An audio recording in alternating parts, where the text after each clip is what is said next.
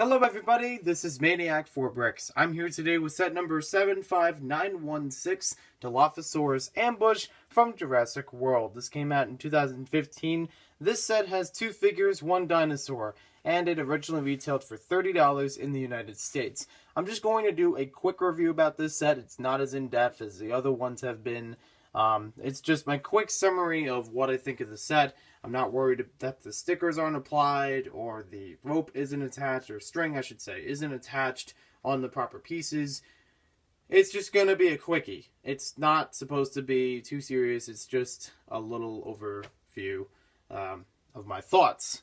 So, first thing I wanted to mention was there are two instruction booklets for this set, which I find kind of interesting for a set of this size. But it kind of makes sense because there is a lot of hefty building when it comes to the Jeep itself.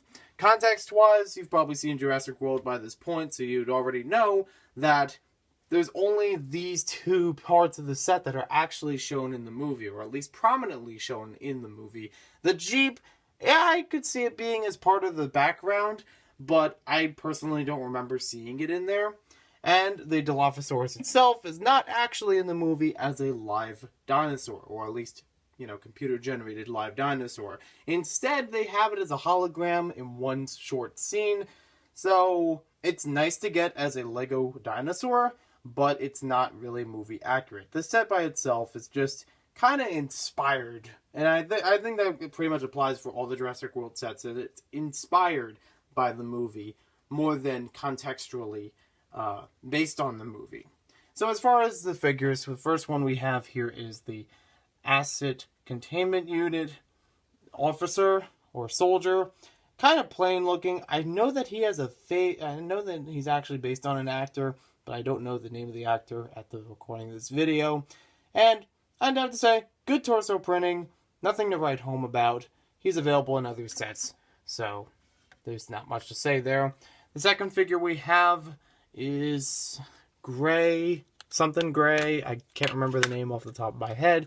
He's in the gyrosphere, which is a nice part of the set, and, despite only having one seat, it is pretty accurate and does roll very well.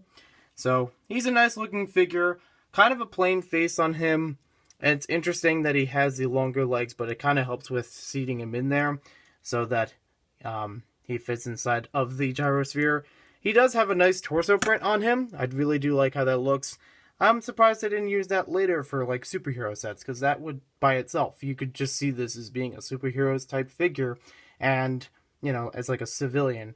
But I guess probably licensing-wise, it doesn't really work. Does have some nice back printing on his face as well, and the hair is pretty cool, pretty unique there as well. The gyrosphere rolls pretty well. I just have to warn you, because you probably heard before. Yes, you do have to fit all the points in here, at the same time. So when it comes to, putting the set back together, you can't have one side leaning more than the other. So you have to put it directly down on top like that, and then put these back on. It's nice for a Lego scale. It's not really movie accurate because it's supposed to have two in there, but I still think it's a neat thing to have around. Nice little bubble. I will have to say, though, it doesn't stop rolling. Maybe it's the desk that I have this on, or the bookshelf. Maybe it's a little bit askew, but it just keeps rolling wherever it goes. As far as the Dilophosaurus goes, it's a really nice looking version of it. Kind of reminds me of the one from the first movie of Jurassic Park. Maybe that's what they were going for. But it does have characteristics like these fanning parts out in the back.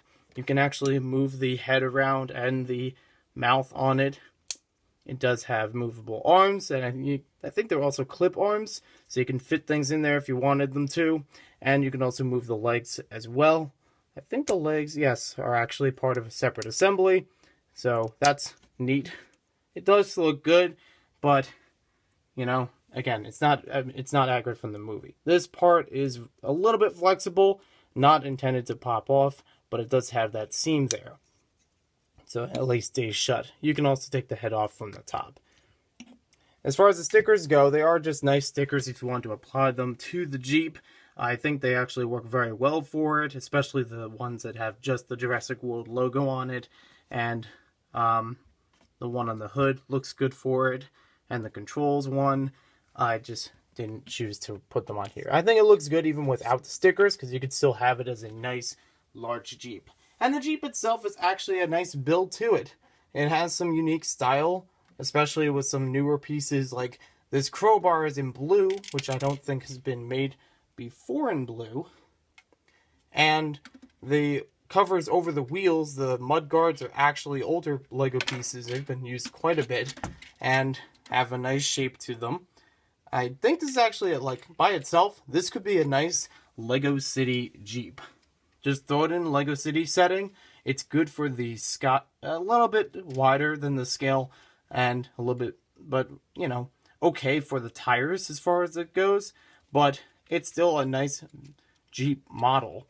It does have some nice features on it, such as the flick fire missiles on top. It's a little dusty. You can remove this whole part in the back, so if you wanted to have it open-aired like that, or at least more open-aired without the roll cage, you can do that. And there's also two crates in here. They have a wrench, chicken, and I'm dropping everything, but and also some binoculars in there. You can put each of those crates on the back here, and what you can do is, if you turn this, it's supposed to be a wheel cover for like a spare tire, you can turn this on the back and have them pop out of place. It's supposed to work. There we go. So I'll pick those up a later time outside of the video.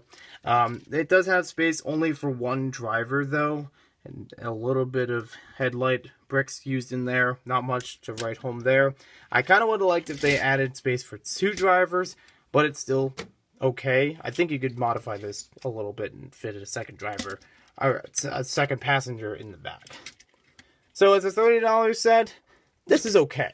I wouldn't say that this is good for the price, because, you know, the number of figures and the exclusivity of the figures. This is the only set with this figure in it. This is the only set with this dinosaur in it. Good for that, but I wouldn't say you would pay $30 for it. I mean, resale, you probably would, but in a official, you know, MSRP, kind of. But as far as the rest of it goes, I would have liked if they added another build to it. Maybe a tree or something that the Jeep could run through, or the Dilophosaurus could hide behind. Just something to build up more the environment for it. If I remember correctly, this was less than 10 cents per piece parts counts wise. And I know that the price point is just a standard Lego price point. You know, things like 20, 30, 50, 100. Those are standard things. And this would fit most with that price point. That's why it is what it is. But I feel like it could have just added a little bit more to it. And I do understand that there are a whole bunch of things in here that make it a larger price. Because, you know, you have special molds for the gyrosphere. You have newer prints, the exclusivity of the figure, the newer molds for the Dilophosaurus, and the newer, you know, like, the plastic mold for the Dilophosaurus itself has been reused, except for the head. That's the only really newer part. But you have all the different color that goes into the dinosaur that makes it newer, fresher, and therefore a little bit more to pay for. And as well as it being a licensed theme set, it, you know, they need a little bit of money to pay back for the licensure for this theme. So it makes sense. It's just not something I would recommend at the full price. I would say if you can get it a little bit on discount, go for it. So thanks for watching this video. Hope you guys enjoyed it. We'll see you next time with more LEGO reviews. I have done the review of the Gallimimus polybag a while back, and I think, can't remember if I did other Jurassic World reviews. No, probably not in this wave. It's not really a theme that I liked a lot. I mean, the movie was okay, in my opinion. And as far as the sets go, they were okay. I mean, between this one and the $20 build, I bought those. I kind of like them, but that's all it really does for me. I don't really need to collect all the other ones, because as far as vehicles go, they're nice vehicles here. The larger sets, not really a fan of the vehicles. The dinosaurs are obviously very cool, but I prefer buying other LEGO sets. So, See you later with more LEGO videos, and let me know what you guys think about this set in the comments below. And if you really want to, you can share your thoughts about Jurassic World as a movie in the comments below. Just be respectful as always, and we'll see you later.